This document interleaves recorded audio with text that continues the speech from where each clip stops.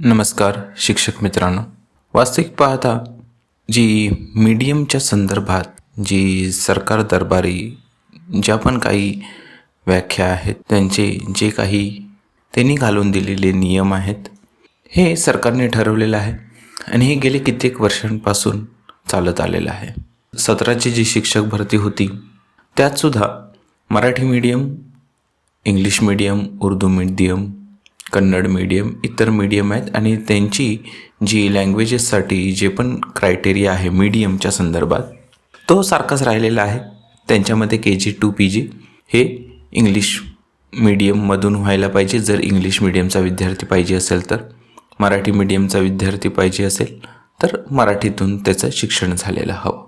आणि ही जी एलिजिबिलिटी आहे ती पूर्वीपासून थोड्याफार फरकाने तशीच राहिलेली आहे.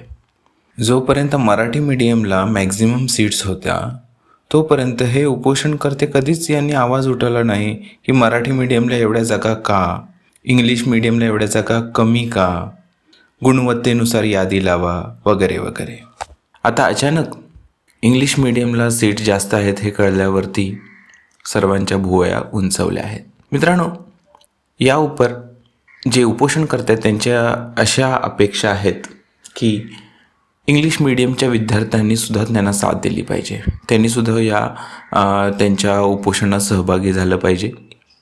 मित्रांनो, इंग्लिश मीडियमचे विद्यार्थी जेव्हा इंग्लिश मीडियमला सर्वात कमी सीट्स होतात तेव्हासुद्धा त्यांनी कधी आवाज केला नाही. जे काही सरकारचं धोरण आहे त्याप्रमाणे इंग्लिश मीडियमचे विद्यार्थी चालले.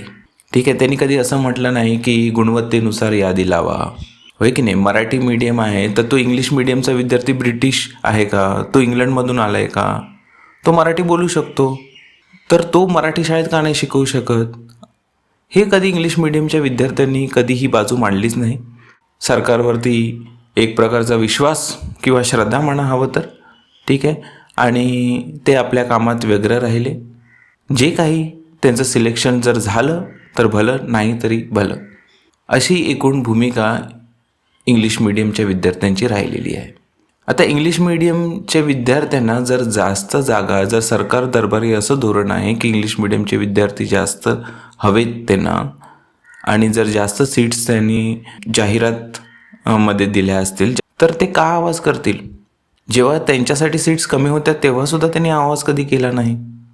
तेव्हा ते कधी म्हणाले नाहीत की गुणवत्तेनुसार याद्या लावा म्हणून. का ते मराठी बोलू शकत नाही? बोलू शकतात ते, पण तरीसुद्धा मौन राखलं आणि आजसुद्धा ते मौन आहेत. कारण त्यांना माहिती आहे की हा जो शिक्षक भरतीचा गाजर आहे तो कुठपर्यंत चालणार आहे आणि त्यातून किती शिक्षक सिलेक्ट होणार आहेत हे सर्व त्यांना अंदाज आहे. त्याच्यामुळे ते यात पडणार नाहीत. कारण त्यावरती विसंबून राहिले तर भीक मागायची वेळ येईल त्यांच्यावरती. ठीक आहे मित्रांनो, तर हे एक मनोगत आहे. मला बरेच ईमेल्स येतात इंग्लिश मीडियमच्या विद्यार्थ्यांचे, तर त्याचा हा एक सार आहे असं समजा. धन्यवाद.